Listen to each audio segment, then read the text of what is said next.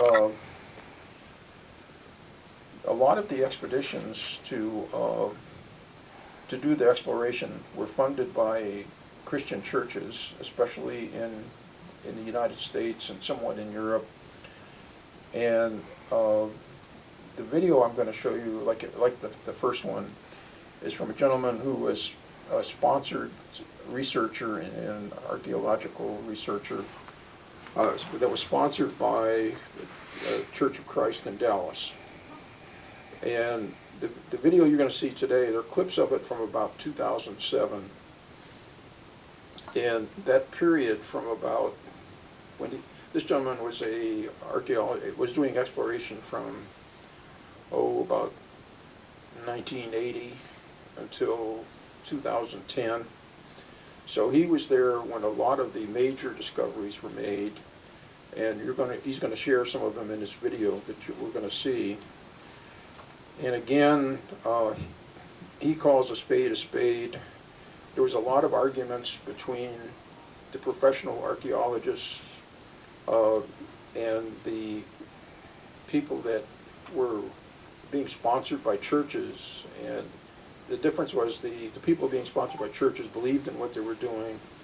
The professional archaeologists were basically non-believers, and they were skeptical that anything ever existed. So you're going to see that in the video. So this gentleman, Don Patton, is like I said, he was exploring in Israel for over 30 years. And this video is from 2007. He kind of dropped off the road map, off the map in terms of visibility. He hasn't published very much anymore. I guess he must be retired, or he might have passed away. So I'm going to show you the video here. Oops.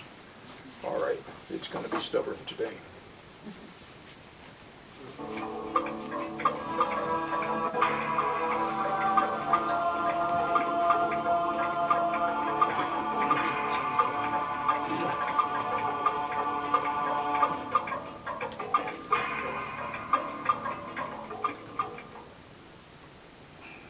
I've been one of the area supervisors at the city of David for years, and working with some very brave men. The city of David, we often think, refers to Bethlehem, and there is a sense in which that can be called the city of David, but that's a term that was used by David to refer to the city that he conquered from the Jebusites. 1 Samuel 5 tells us the king and his men went to Jerusalem against the Jebusites. The inhabitants of the land, they said to David, "You'll not come in here, but the blind, the lame will turn you away," thinking David cannot enter here. It was a highly fortified city. This is long after they conquered the land, took possession of it, lived in it. This is about the last thing that was done. Back all the way to David's time, this was a strong fortification that hadn't been conquered. Nevertheless, David captured the stronghold of Zion, that is, the city of David.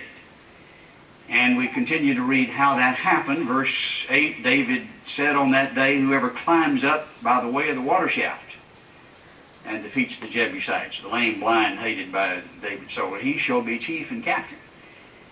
So, as we read the story, we find that Joab was one who was brave enough to go up the water shaft and got inside the city, opened the gates and said, "Okay, fellas, come on in." And they marched in and took the city. Verse 9 says, "So David lived in the stronghold and called it the city of David. David built all around from the Milo inward." This Milo, we didn't know what that was. I think we've got a pretty good idea at this point. David became greater and greater, for the Lord of hosts was with him. Then Hiram, king of Tyre, sent messengers to David with cedar trees and carpenters and stonemasons, and they built a house for David. Okay, here's this great king with these great monuments that were built, monumental buildings, and he became greater and greater. Where's the evidence? Well, there's sort of a catch-22 here. What happened? The Babylonians came in and destroyed it, didn't they? And what happens to cedar when you set fire to it? It burns. And if you were to find this house of David, built of cedar and, of course, stone as well, then you'd know the story was false. But you don't find it. They say, well, see, it's false. But you should find evidence and foundations and indications that it was there, and indeed we do. But let's look at some historical background to the contest here over the city of David, and begin with Kathleen Kenyon again. She was, of course, from Oxford and is noted for modernized archaeology in Israel. That means she got people to disbelieve the Bible. She worked in Jericho from 52 to 58, as we've indicated, and spent time then, after she finished in Jericho, at the city of David from 61 to 68. And here is her conclusion. It may seem disappointing that the excavations have discovered none of the buildings of David's city. Virtually no area remains in which there's any hope of the finds of the period. The whole of this area must therefore be written off as far as any knowledge of early Jerusalem is concerned. So just forget about it. There's nothing here. Go away. Don't even look. I've looked, and it's over. And a lot of people were influenced by that. She died, and then Yigil Shiloh took over the excavations at the city of David and did a very courageous job. Now, he became sick and died an early death. He excavated from 78 to 85 and died before his finds were published, but he refuted Kenyon's work, just step by step. He's a very courageous person. Jane Cahill is in the process of publishing his work, and I have received copies of the original work, and it is in the process of being published. In the meantime, since he died, the digs there in the city of David have been taken over by Ronnie Rach and Ellie Sukron, who is my supervisor, one that we've worked with there for a number of years. And these, I think, are very brave men exposing the truth under fierce opposition. Now, Ronnie Rach is more of the politician. He doesn't come out as brashly as Ellie Sukron does, who just tells it like it is and has gotten in some trouble, but nevertheless are fighting for the truth. On the other side, opposing what they're doing, are men like Israel Finkelstein of Tel Aviv University. He's director of the Institute of Archaeology. And I think you need to know what's being said in opposition to get the context of these investigations. He says, and this was in 2003, almost no signs of monumental building operations. The mythical united monarchy is a literary construct. And from the way he's standing there, you can get an idea where he's coming from. And that's not an illusion. He's not a Bible believer, obviously. In fact, he was lecturing here in the United States recently, and his seminar was entitled, What? No Moses? And of course, that's what he was contending for. His colleague, David Yushiskin, there at Tel Aviv University, made this comment in the same publication. I'm afraid the evidence regarding the magnificent Solomonic capital was not discovered because it is non-existent, not because it's still hidden in the ground. Now that's in Israel, where they have some opposition, and that may sound like wild and reckless, but you haven't seen wild and reckless till you get over to Europe, where they build on that and just really exaggerate. Here's Niels Peter Lamech, the University of Copenhagen. Archeological data have now definitely confirmed that the empire of David and Solomon never existed. Now, how does archaeological data confirm that something never existed? You could confirm something did exist, but maybe you find something tomorrow that confirms it that you haven't found today, and so, anyway, that's another story. Jane Cahill, the successor, at least publisher, of Shiloh's material, is likewise a courageous individual who's fighting back. And in Biblical Archaeological Review 2004, she says the most frequently voiced argument by those who challenge the historical existence of the united monarchy is a supposed, and I'd underscore supposed, lack of archaeological evidence. Now, you don't find the Palace of David with all the cedar planks and this huge structure, monumental buildings that were destroyed by Babylonians and by Romans, But still, it's appropriate to say it is a supposed lack of evidence. In most cases, she continues saying these arguments are either grossly misleading, illogical, disingenuous, or all three. Now you might think, well, she's a little over the top here in her response, but let's look at the evidence first before you make that judgment and see if that kind of a statement is justified. What's the evidence for this city of David? We're looking here at the Temple Mount, and the triangular area just south of the Temple Mount was the area that was occupied by the Jebusites, and that's referred to as the city of David. The earliest reference to this city is from the Amarna letters that date back to the 14th century BC. This is considerably, I believe, before the Exodus. And here is a letter from the ruler of Jerusalem to the Egyptian Pharaoh. And in the inset here, the white boxed letters, you see reference to Jerusalem before the Exodus. After, of course, the Exodus, after David and his people arrived, then we likewise see evidence. This is the way it has been reconstructed. This is the way they believe it appeared at the time David arrived on the scene. We see the irrigation system over on the right-hand side. I think the Pool of Siloam down at the bottom. Up at the top, we see the temple that was ultimately built by Solomon, and David's palace there below that. The thing that came under first investigation by Cahill and by others was the area that's referred to as the stepped structure that the arrow is pointing to. Obviously something is going on here. Cahill tried to say it was built by numbers of different people over hundreds of years.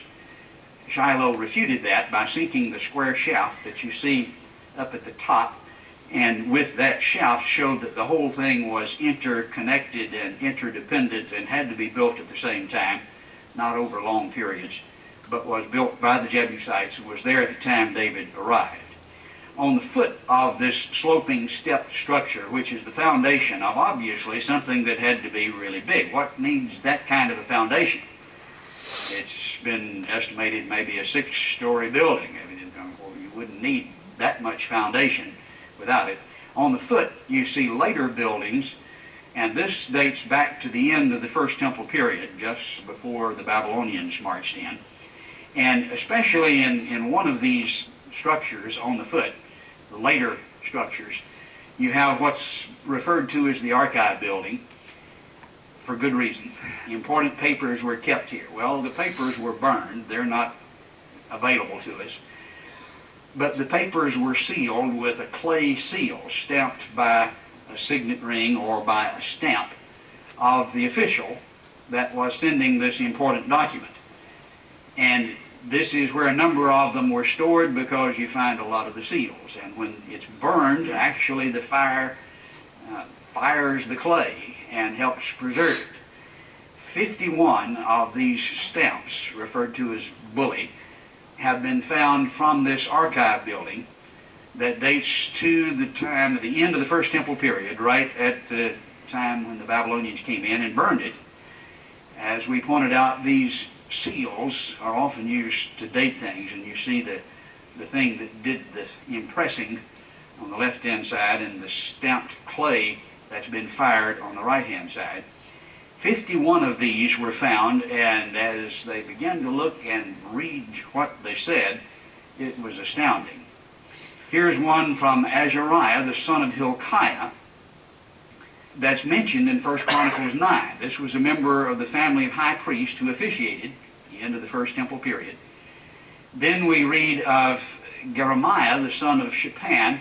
He's one of the scribes, a high official in the court of Jehoiakim, who was the king at the time that the Babylonians came marching in, reigned at the end of the First Temple period. Then Baruch, mentioned in the same verse, if you're familiar with Jeremiah, this was his scribe. He's mentioned some 26 times by Jeremiah, and we have 2 of Baruch's seals. Actually, one of them has his thumbprint in the back of it. This rather liberal, I'd say semi-liberal, archaeology book published in '98, Archaeology in the Old Testament, says this lump of clay used to close a papyrus document was sealed by none other than Baruch, the son of Neriah, specifying here Jeremiah 36:4.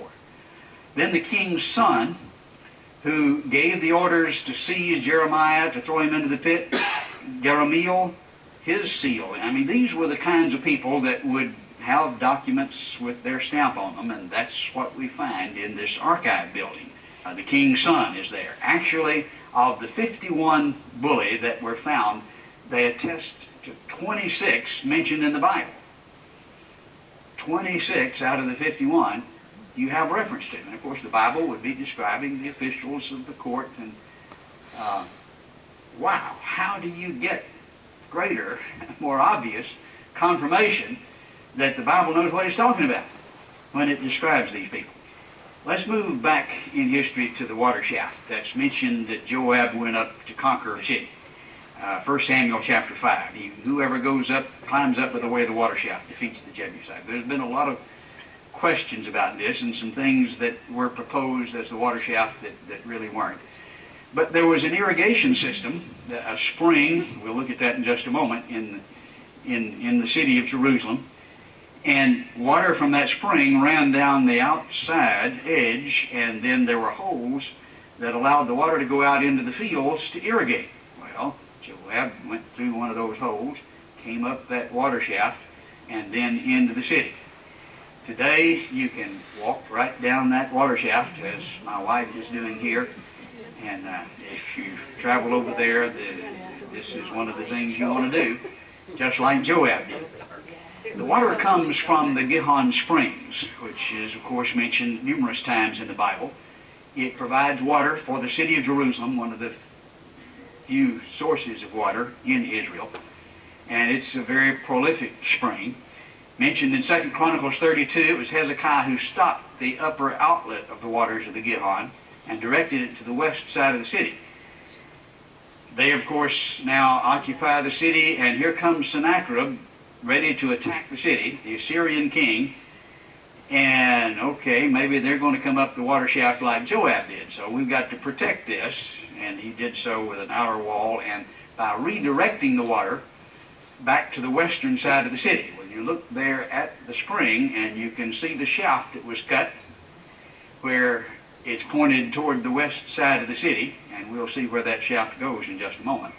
But there at Gihon, there was a tower that was surrounding it that formed a large area where Solomon was coronated. And we look to 1 Kings chapter 1.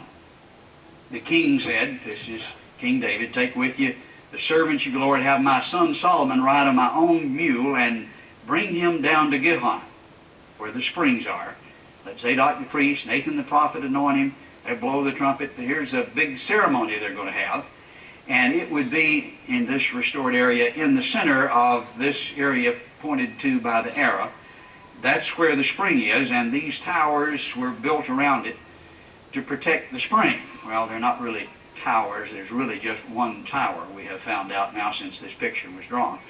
Where is this area where the coronation took place? There was a little room about 8 by 12 that the archaeologist said this is all it could be. David Alid is one of the archaeologists who's working there with us in the city of David, was listening to one of the tour guides say this and thinking about what he read in the scripture. There were mules in here. There was the prophets. There was a big ceremony. In this little room, this just doesn't make any sense. And he just kind of went berserk, they thought. He grabbed up a sledgehammer and started beating on a wall. He says, there has to be more than this. And the wall was actually built, that he was beating on, by Queen Helena some 300 years after Christ. She's the mother of Constantine and made a lot of messes over there. He broke the wall down and it opened up into this huge area, not quite as big as this auditorium, but close. Certainly room for several mules in the ceremony that they're talking about, as would be reflected in the area that you're looking at here. That's inside that area, there at the spring of Gihon. Water was also stored from the spring at a pool that we have determined dates back to the time of Melchizedek, but at the time Sennacherib came, they decided to fill it in. because this was to protect the water from anyone who would be coming, and that's militarily significant. We were involved in helping to excavate that pool, which had been filled in by King Hezekiah, and you see all kinds of pottery and artifacts, idols from the time of Hezekiah. And at this point we see my son in the center, and then a broken idol that he found at the excavation there. There are several of them have been. Every one of the idols that have been found were broken. Many of the jars are intact, many of the oil lamps are intact, but all of the idols are. Well, Hezekiah didn't get along well with the idolaters, did he? He helped destroy, break down the idols, and he broke the idols before he piled them into the pool. This is the south end of a northbound calf, which they typically worshipped. The text says he diverted the water to the west side of the city, and we saw this little outlet there from the spring that headed to the west side. Again, 2 Chronicles 32, he stopped the waters of Gihon, directed them to the west side, and made the pool and the conduit, brought the water into the city. This is a diagram of what we're looking at. Here's the Gihon spring there in red, and the dark blue line is the tunnel that Hezekiah dug to redirect the water from the original course indicated by the light blue line, which he then protected by an outer wall, as we'll see. But the water then went down this dark blue line. It was through a tunnel that he dug. Well, you can walk down those tunnels that are described in Scripture as being built by Hezekiah, and there is an inscription that was found several years ago that described how the tunnel was built. This is a picture of it. It describes beginning from either end, and as they approached they could hear each other, and they finally met as axe was against axe. It gives the length of the tunnel. It's there, just like the Scriptures would indicate, and as confirmed by the inscription. That tunnel continued down to the pool of Siloam, the text says in Scripture. Well, here's this little bitty pool that the tunnel goes to. Now that was a puzzle, because the pool of Siloam ought to be more significant than this, and it's just a little dinky thing that you can see here in this picture that the tunnel does go to, and the Scripture says, okay, it goes to the tunnel, but this is not much of a pool. And actually what's built around it is Byzantine. It's not really that old. What we found was that that's not the pool of Siloam. This blue, light blue area lower is a much larger pool. It's well over an acre that we found in 2004. But wait a minute, the tunnel doesn't go down to the big pool. Well, yes it does. We found out last summer, as we helped excavate. The tunnel just kept right on going past that little bitty dinky thing that they've been saying is the pool of Siloam for years, to the big pool. Let's go back up to the Gihon Springs, where there were towers built around to provide it. And that tower, I think, is referred to in Scripture in Luke chapter 13, but it's pointed to here by the arrow. And remember, Jesus said, do you suppose these 18 on whom the tower fell and killed were worse culprits than all the men in it? 18 people were killed here, and sure enough we found where that tower had fallen, and these huge stones that were probably laid there by the Jebusites had fallen, and that was what had been protecting. This is where 18 people were killed, and actually we got a 19th. No, that's actually my son here posing as one of the 19. He found the vertebrae here of a donkey right next to the tower as we were excavating, and came up with the theory that maybe the donkey kicked the tower over. I don't think so, but we're enjoying ourselves as we're excavating in this area. The wall of Hezekiah is a very impressive find found by L.A. Supron. Again, back in 2 Chronicles 32, Hezekiah saw that Sennacherib had come, intended to make war on Jerusalem. He took courage, rebuilt all the wall that had been broken down, erected towers on it, and built another outside wall.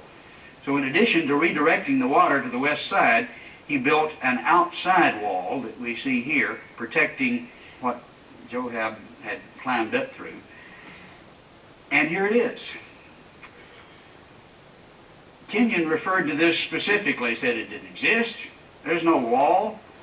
If there was a wall, I would have found it. Well, if she had been if she'd been looking for it, I think she'd have found it. Obvious, I mean, this is hard to miss. This is huge. But when you're not looking for it and don't believe it's there, then it's easy to miss. And she did, but it's obviously there, just as described in Scripture. On the west side, the far extremity, there's a description of the wall that was built when Nehemiah was rebuilding the walls in chapter 2, verse 17. He rebuilt the wall of Jerusalem. Verse 8 of chapter 3 says they restored Jerusalem as far as the broad wall. This is as far as in the western direction goes. Well, you go to the western side and you look at the wall, and there it is, and it's 23 feet across. That's the broadest part of that rebuilt wall, and that's exactly the way it's described. The tombs of the house of David were one of the things Kenyon referred to and said there's no reference to the tomb. In 1 Kings 2 says that David slept with his fathers, was buried. Well, if you find some of the tombs of the prophets, and there are several there, you ought to certainly find where David was buried. Well, we did.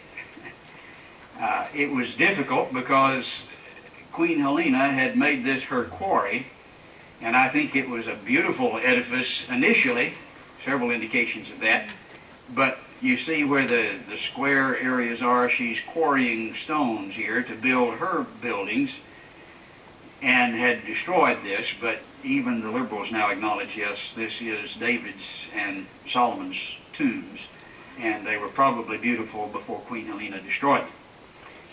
The walls that surrounded the temple, a few portions of that do remain. Remember, of course, the story of the Romans marching in, destroying Herod's temple, and a portion of the retaining wall, not the temple, but the retaining wall, is seen here in what's referred to often as the Wailing Wall, or the Western Wall. The upper portion that you can just barely see, the smaller stones, was built by the Crusaders. The midsection was done by Hadrian, but the lower section, the much bigger, more elaborate stones, were laid down by Herod, and actually they continue about 30 feet below the street level there. You can't see all of it, but here are some of those large stones that Herod built, and you can see the bosses around the edges.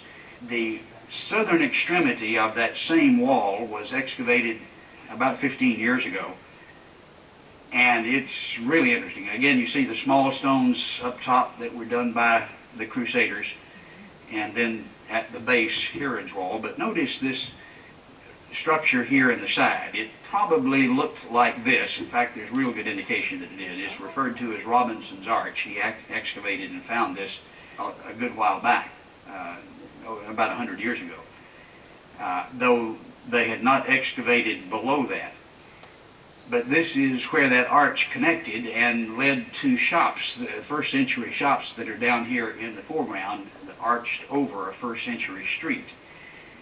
But all of where the Crusaders had built here, there were huge buildings, very elaborate buildings, that came tumbling down when the Romans destroyed this. Again, not the temple walls, but here the retaining wall around the temple.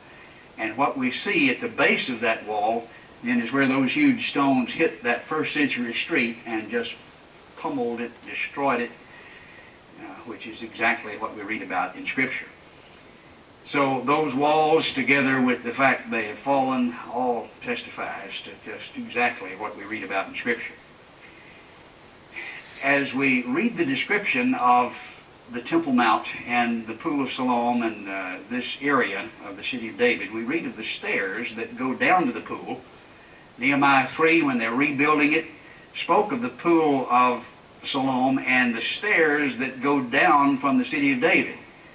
Well, about 10 years ago, a Bible-believing archaeologist excavated on the south side where they would be going down and found the stairs that go down, according to the Scriptures, to the Pool of Siloam. Now, it's about half a mile down there, and so we haven't got all of them, but they began looking at these stairs. Now, these would be significant. These are the stairs Jesus stood on. These are the stairs the apostles stood on. Right here is the gate beautiful, the edifice built into it, covering it up, built by, guess who? Queen Helena, Constantine's mother, who made all kinds of, why did she build it? I'm not sure, I don't know. But she covered up the gate beautiful. But right below where that area is where the lame man in Acts chapter 3 jumped up. And that's where Peter and John were preaching. As we turn to the right, we can see those stairs extending along the southern extent of the Temple Mount and toward Mount of Olives in the background. We're reminded of the statement that from the temple to the Mount of Olives was a Sabbath day's journey. How long is that? Well, there it is. You can see. And as you turn back around to the right again, you see down those stairs toward the city of David, actually a little bit more to the right. Going down those stairs, we have sunk shafts, and those stairs do continue all the way down to the pool of Siloam, though we couldn't find them as we neared the pool. This is referred to in John 9, where Jesus told the blind man, go wash in the pool of Siloam. As we suggested in 2004, we finally found the real pool, which is this green area covered by the fig trees and pomegranates owned by the Anglican Church, who say, this is our fig tree grove and you can't have it. We're negotiating at this point. But in June of 2004, they were repairing a sewer pipe, and as they did, they found these steps going down. L.A. Sucron immediately recognized this as the Pool of Siloam, though he was ridiculed by many. By November of that year, when we were there, we took this picture. Obviously, much more had been excavated. And then by June of 2005, it looked like this. Now, we still don't have a permit. We have a permit to fix the sewer pipe, and so we're fixing the daylight side of that sewer pipe.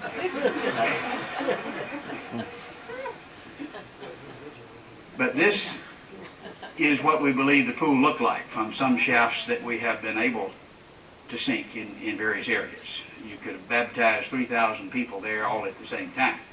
A magnificent pool. The Temple Mount is back to the left. This escarpment over here is blocking the way.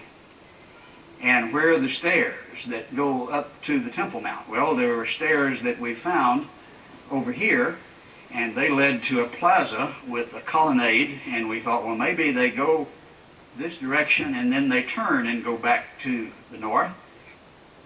The more we excavated, the more we realized that was not the case.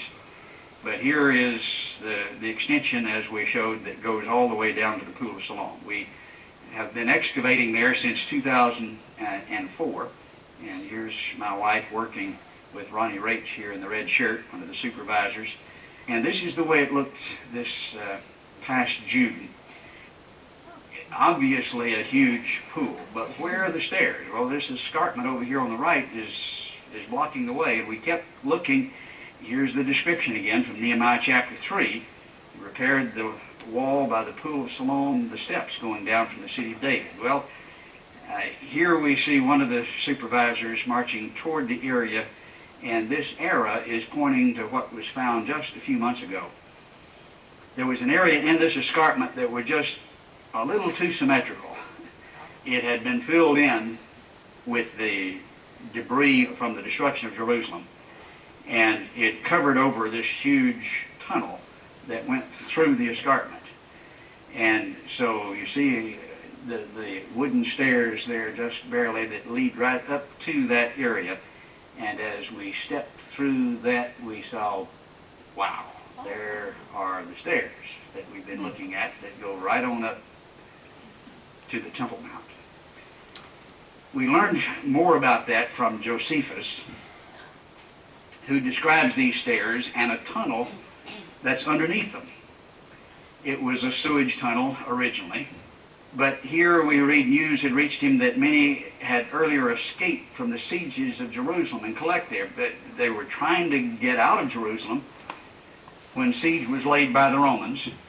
Arriving there at the spot, that is the Romans, they found these Jews who were in this tunnel down under the stairs, and he ordered the infantry to break down into the streets under the stairs, and you can see where the holes are broken there in the stairway. And they poured boiling oil down into the tunnel and killed 3,000 Jews, according to Josephus.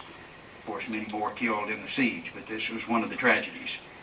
We can go into that tunnel, we can see where they were, and here you see the stairs above them and the tunnel below.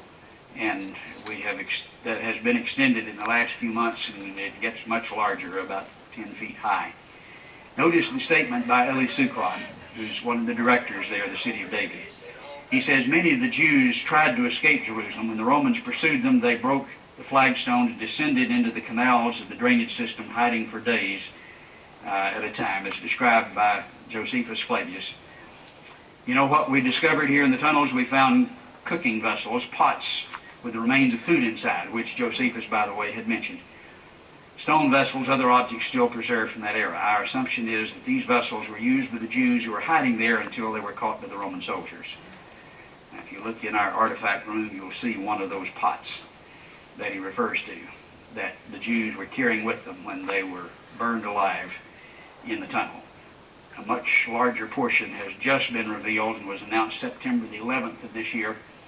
And so this is an ongoing saga. But we found it because we believe what the Bible said. And we're looking exactly where the Bible said it should be, and that's where we found it.